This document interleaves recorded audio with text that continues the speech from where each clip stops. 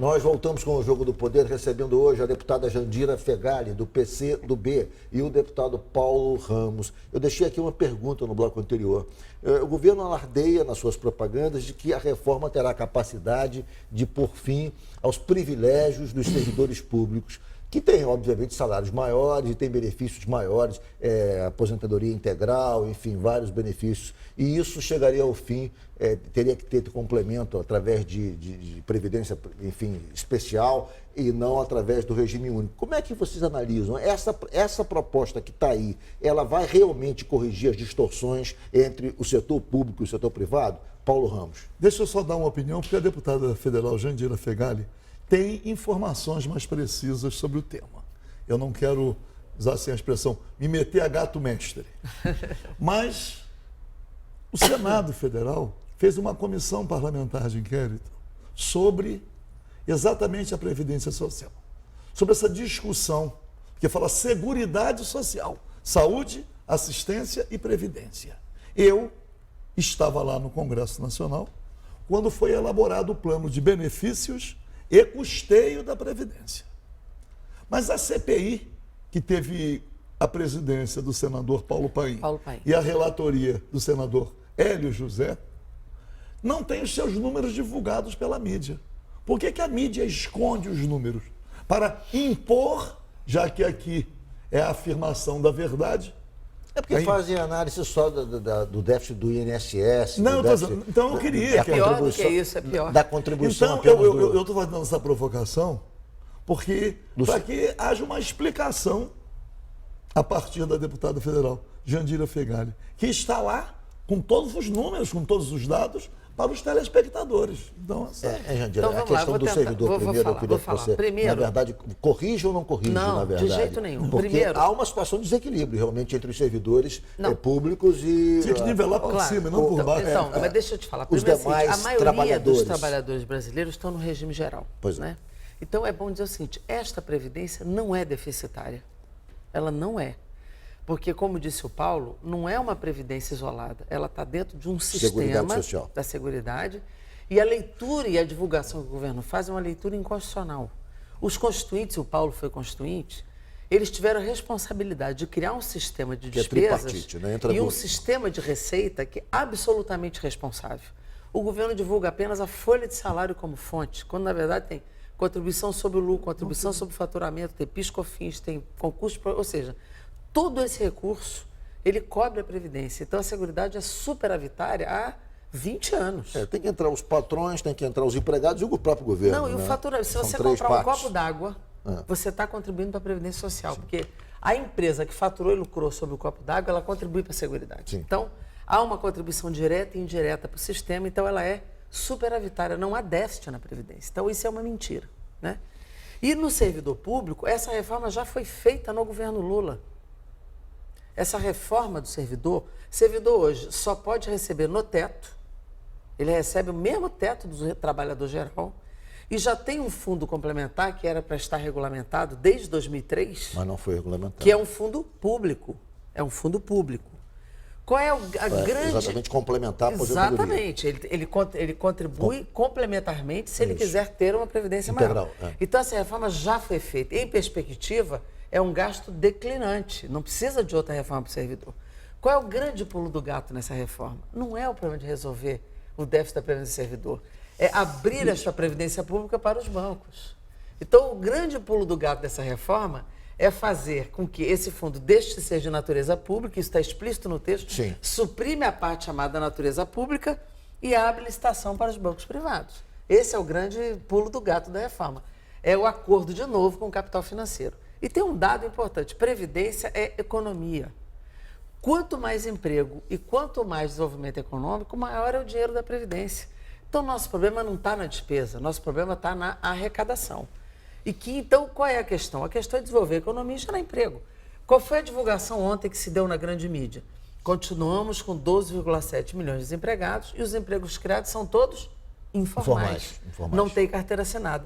O que a reforma trabalhista fez? Estimulou a chamada pejotização, que é a figura jurídica que não contribui, a terceirização e o trabalho intermitente, a diminuição da arrecadação. Então, é o governo que empurra para não contribuir Sim. e ao mesmo tempo quer cortar. E pior, vou dar só um dado para vocês ficarem mais chocados. Qual foi o refis que o governo fez agora para os grandes empresários desse país? Para arrecadar 1 bi agora para cobrir o rombo fiscal, perdoou para daqui a 3 anos, Paulo, 543 bilhões de arrecadação, vai deixar de arrecadar. Na medida provisória agora para as petroleiras estrangeiras... É sobre esse assunto que eu queria falar. Vai Nós deixar de estamos arrecadar 1 trilhão. 1 trilhão. Mesmo que o Júlio Lopes questione, esse é o dado real. Né? 1 trilhão.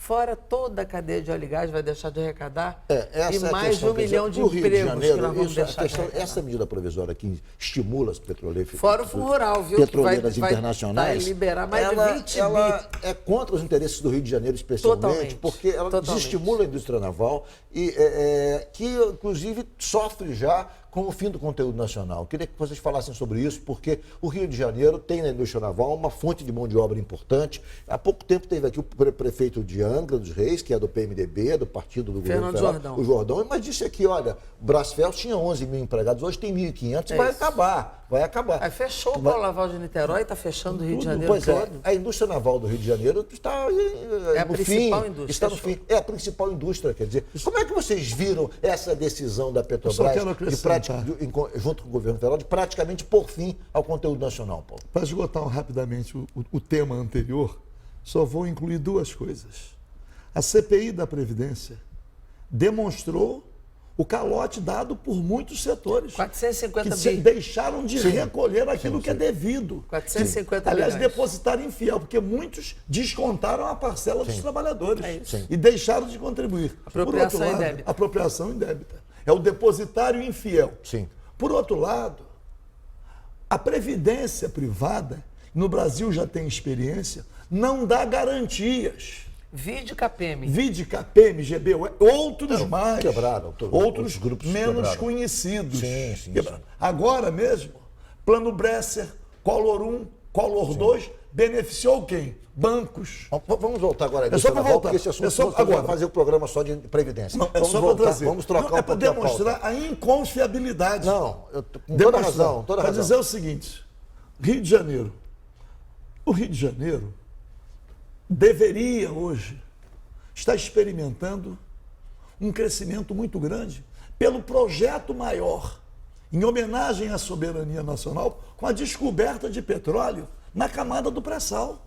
O Comperj aqui resultava disso, mas o golpe foi muito grande. A destituição da presidente Dilma Rousseff não tem nada a ver com pedalada fiscal. É que esse grupo que agora está no poder, as ideias que estão no poder, foram derrotadas em 4 eleições sucessivas. E vão ser derrotadas na próxima eleição. Então, essa reforma trabalhista, reforma da Previdência, é para completar um projeto que o povo foi derrotando.